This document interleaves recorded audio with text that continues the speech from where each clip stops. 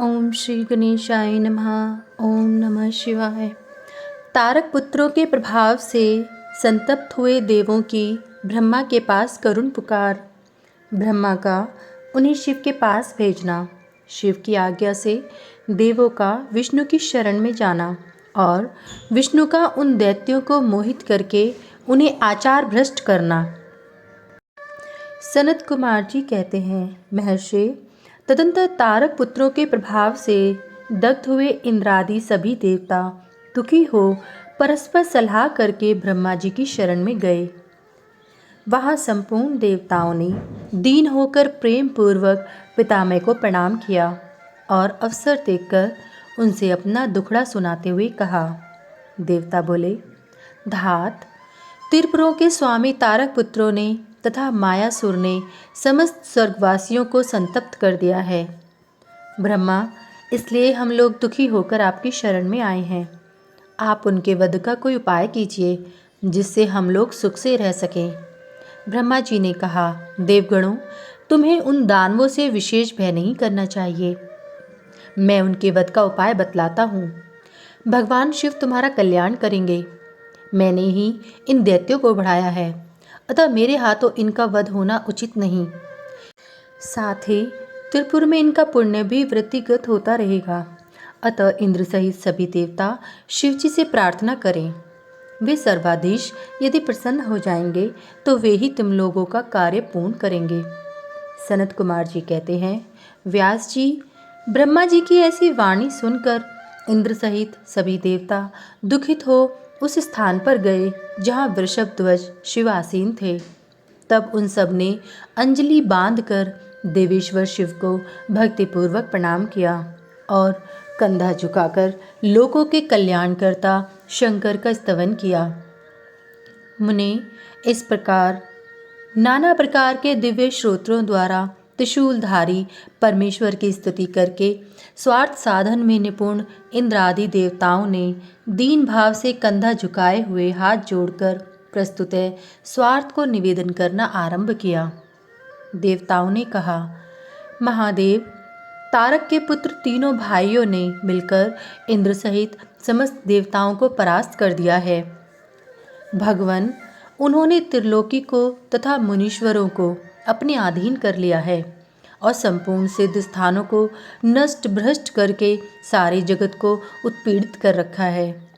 वे दारुण दैत्य समस्त यज्ञ भागों को स्वयं ग्रहण करते हैं। उन्होंने ऋषि धर्म का निवारण करके अधर्म का विस्तार कर रखा है। शंकर, निश्चय ही वे तारक पुत्र समस्त प्राणियों के लिए अवध्य हैं, इसलिए वे स्वेच्छानुसार सभी कार्य करते रहते हैं। प्रभु, ये त्रिपुर निवासी दारुण दैत्य जब तक जगत का विनाश न कर डाले उसके पहले ही आप किसी ऐसी नीति का विधान करें जिससे इसकी रक्षा हो सके। सनत कुमार जी कहते हैं, मुने, यों भाषण करते हुए उन स्वर्गवासी इंद्रादि देवों की बात सुनकर शिवजी उत्तर देते हुए बोले। शिवजी ने कहा, देवगण, इस समय वे त्रिपुराधीश महान पुण्य कार्यों में लगे हुए हैं और ऐसा नियम है कि जो पुण्यात्मा हो उस पर विद्वानों को किसी भी प्रकार प्रहार नहीं करना चाहिए। मैं देवताओं के सारे महान कष्टों को जानता हूँ, फिर भी वे दैत्य बड़े प्रबल हैं, अतः देवता और असुर मिलकर भी उनका वध नहीं कर सकते। वे तारक पुत्र सबके सब पुण्य संपन्न हैं, इसलिए उन सभी त्रिपुरवासियों का वध दुस्साध्य है। यद्यपि मैं रण कर्कश हूँ, तथापि जानबूझकर मैं मित्रद्रोह कैसे कर सकता हूँ? क्योंकि पहले किसी समय ब्रह्मा जी ने कहा था कि मित्रद्रोह से बढ़कर दूसरा कोई बड़ा पाप नहीं है। सत्पुरुषों ने ब्रह्म हत्यारे, शराबी, चोर तथा व्रतभंग करने वालों के लिए प्रायश्चित का विधान किया है, परंतु कृतघ्न के उद्धार का कोई उपाय नहीं है।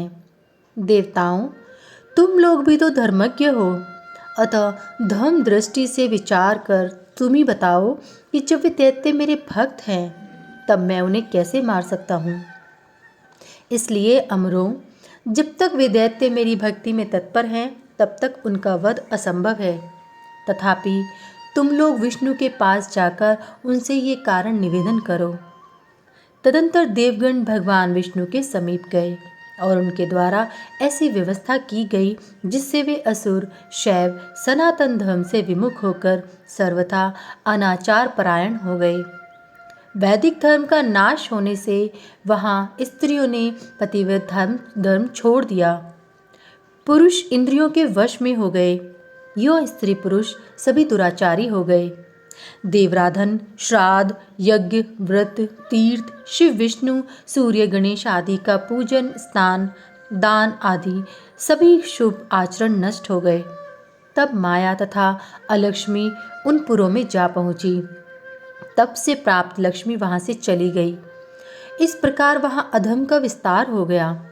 मुने तब शिवेच्छा से भाइयों सहित उस दैत्यराज की तथा मैं की भी शक्ति कुंठित हो गई। अध्याय 2 से 5 समाप्त।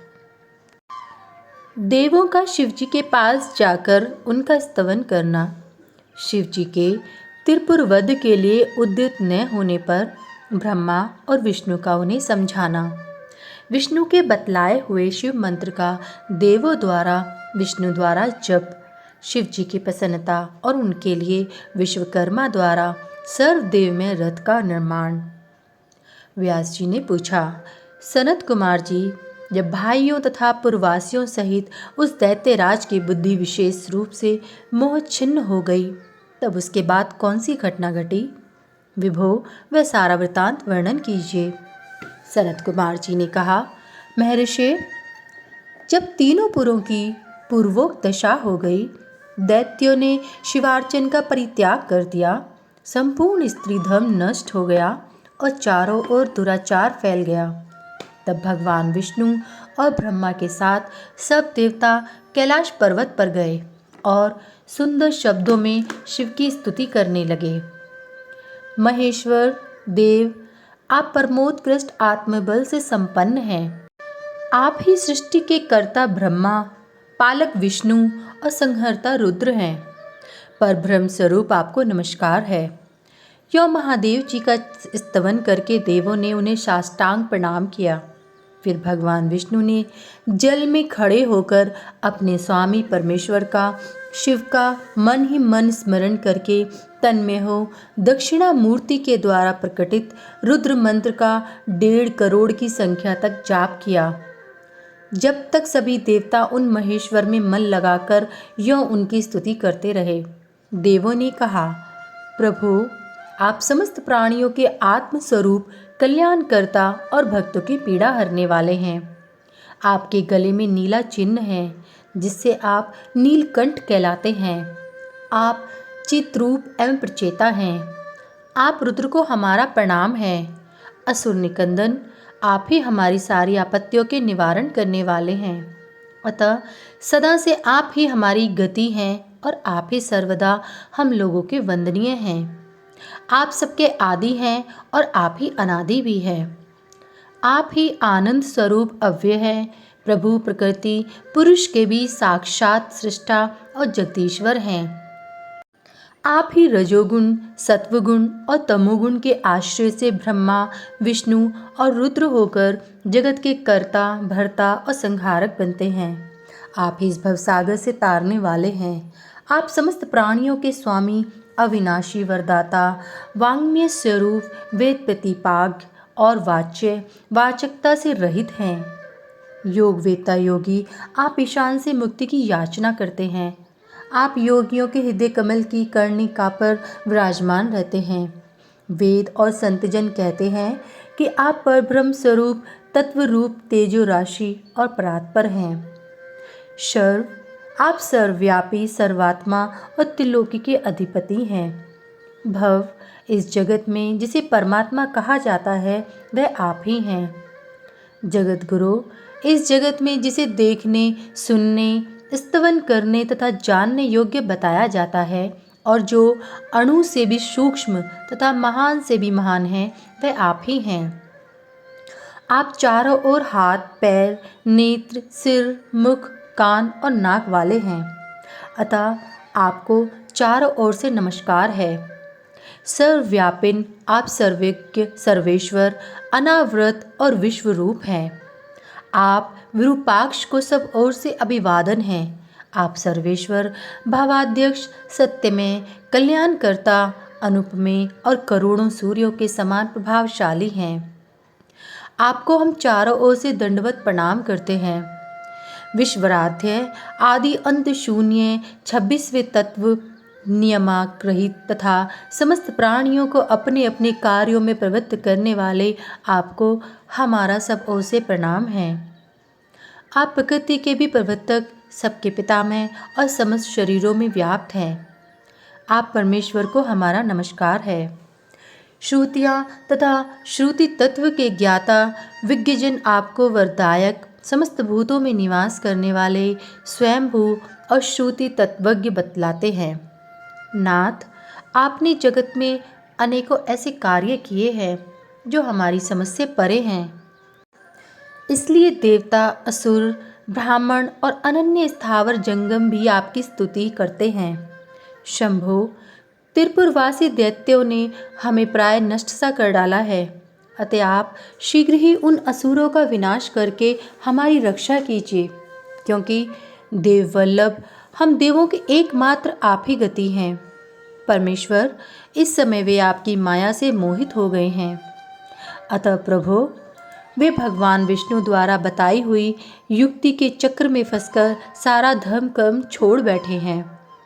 भक्तवत्सल, हमारे सौभाग्यवश इस समय उन दैत्यों ने संपूर्ण धर्मों का परित्याग कर दिया है और नास्तिक शास्त्र का आश्रय ले रखा है।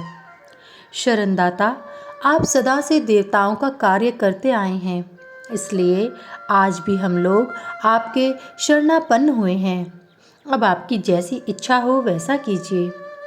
सनत कुमार जी कहते हैं, मुनिवर, इस प्रकार महेश्वर का स्तवन करके देवगण दीन भाव से अंजलि बांधकर सामने खड़े हो गए। उस समय उनके मस्तक झुके हुए थे। इस प्रकार जब सुरेंद्र आदि देवों ने महेश्वर की स्तुति की और विष्णु ने ईशान संबंधी मंत्र का जाप किया, तब सर्वेश्वर भगवान शिव प्रसन्न हो गए और वृक्ष पर सवार हो वहीं प्रकट हो गए। उस समय पार्वती पति शिव का मन प्रसन्न था। उन्होंने नंदीश्वर की पीठ से उतरकर विष्णु का आलिंगन किया और फिर वे नंदी पर हाथ टेक कर खड़े हो गए और संपूर्ण देवताओं की ओर कृपा भरी दृष्टि से देखकर गंभीर वाणी में श्री हरि से बोले। शिवजी ने कहा, देवश्रेष्ठ, उन अधम निज दैत्यों के तीनों पुरों को मैं नष्ट कर डालूंगा, इसमें संशय नहीं है। परंतु वे महादैत्य मेरे भक्त थे और उनका मन सुदृढ़ रूप से मुझ में लगा रहता था। अतः यद्यपि इस समय उन्होंने व्याजवश उत्तम धर्म का परित्याग कर दिया है, तथापि क्या वे मेरे द्वारा मारने योग्य हैं? इसलिए जिन्होंने त्रिपुरवासी सारे दैत्यों को धर्म भ्रष्ट करके मेरी भक्ति से विमुख कर दिया है, वे विष्णु अथवा अन्य कोई ही उन्हें क्यों नहीं मारते? मुनीश्वर, शंभु के ये वचन सुनकर उन समस्त देवताओं का तथा श्री हरि का भी मन उदास हो गया। जब सृष्टिकर्ता ब्रह्मा ने देखा कि देवताओं और विष्णु के मुख पर उदासी छा गई है, तब उन्होंने हाथ जोड़कर शंभु से कहना आरंभ किया। ब्रह्मा जी बोले, परमेश्वर, आप योग वेदताओं में श्रेष्ठ, परब्रह्म तथा सदा से देवों और ऋषियों की रक्षा में तत्पर हैं, अतः पाप आपको स्पर्श भी नहीं कर सकता।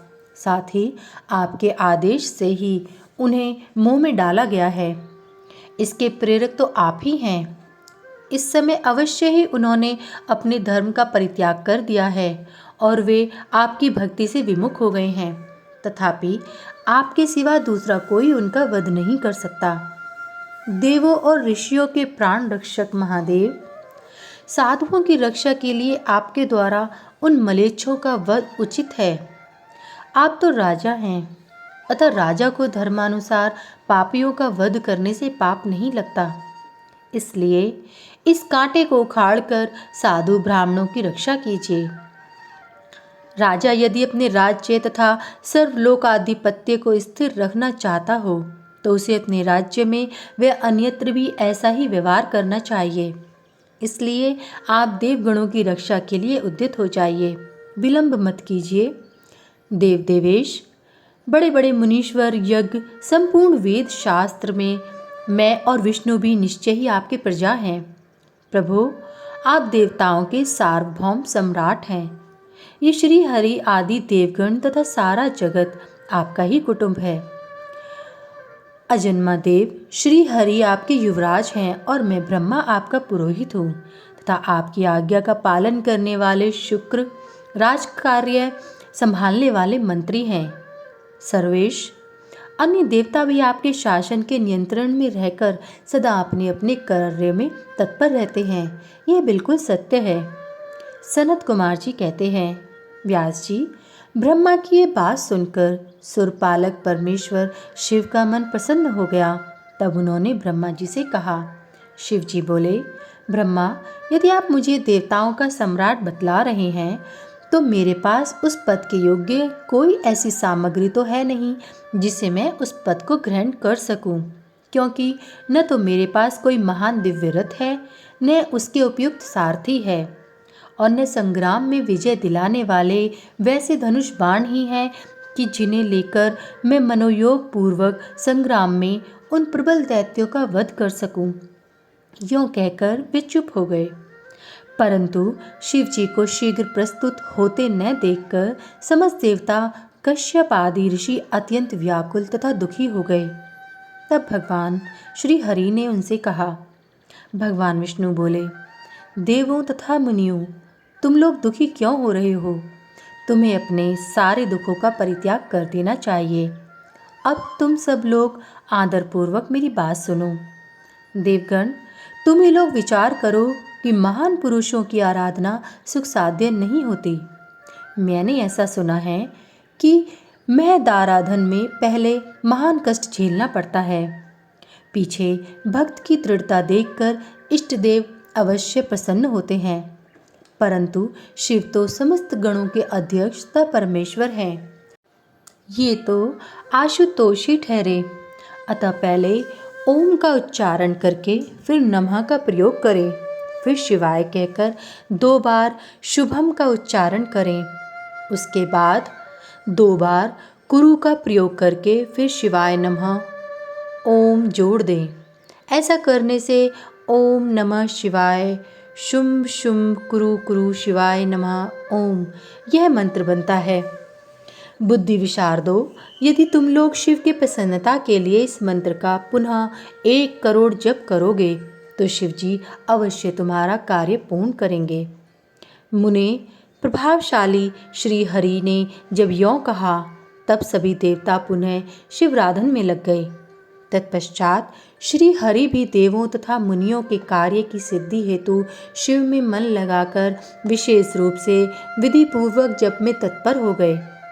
मुनि श्रेष्ठ, इधर देवगण धैर्य संपन्न हो बारंबार शिव शिव यों उच्चारण करते हुए 1 करोड़ जप करके सामने खड़े हो गए।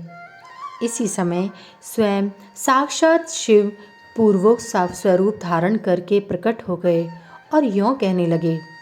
श्री शिव जी बोले, हरे ब्रह्मा, देवगण तथा उत्तम व्रत का पालन करने वाले मुनियों, मैं तुम लोगों के इस जप से प्रसन्न हो गया हूँ, अतः अब तुम लोग अपना मनोवांछित वर मांग लो। देवताओं ने कहा, देवादिदेव कल्याणकर्ता जगदीश्वर, यदि आप हम पर प्रसन्न हैं तो देवों की विकलता का विचार कीजिए, शीघ्र ही त्रिपुर का संहार कर दीजिए। परमेश्वर, आप दीन बंधु तथा कृपा की खान हैं।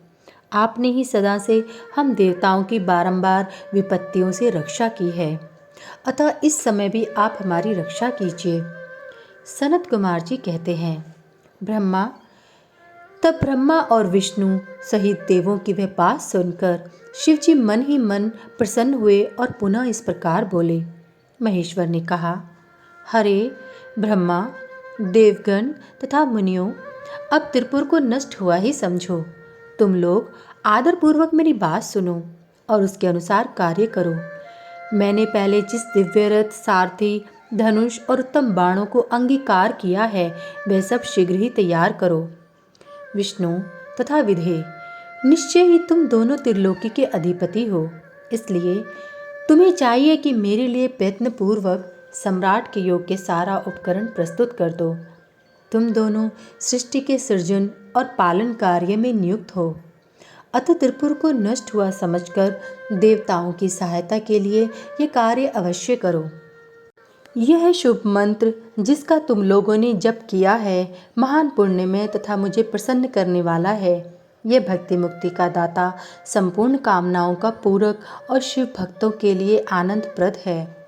यह स्वर्गकामी पुरुषों के लिए धन, यश और आयु की वृद्धि करने वाला है। यह निष्काम के लिए मोक्ष तथा साधन करने वाले पुरुषों के लिए भक्ति मुक्ति का साधक है। जो मनुष्य पवित्र होकर सदा इस मंत्र का कीर्तन करता है, सुनता है अथवा दूसरों को सुनाता है, उसकी सारी अभिलाषाएं पूर्ण हो जाती हैं। सनत कुमार जी कहते हैं, मुनि, परमात्मा शिव की ये बात सुनकर सभी देवता परम प्रसन्न हुए और ब्रह्मा तथा विष्णु को तो विशेष आनंद प्राप्त हुआ। उस समय विश्वकर्मा ने शिव की आज्ञा अनुसार विश्व के हित के लिए एक सर्वदेवमय तथा परम शोभन दिव्य रथ का निर्माण किया। अध्याय 6 से 8 समाप्त।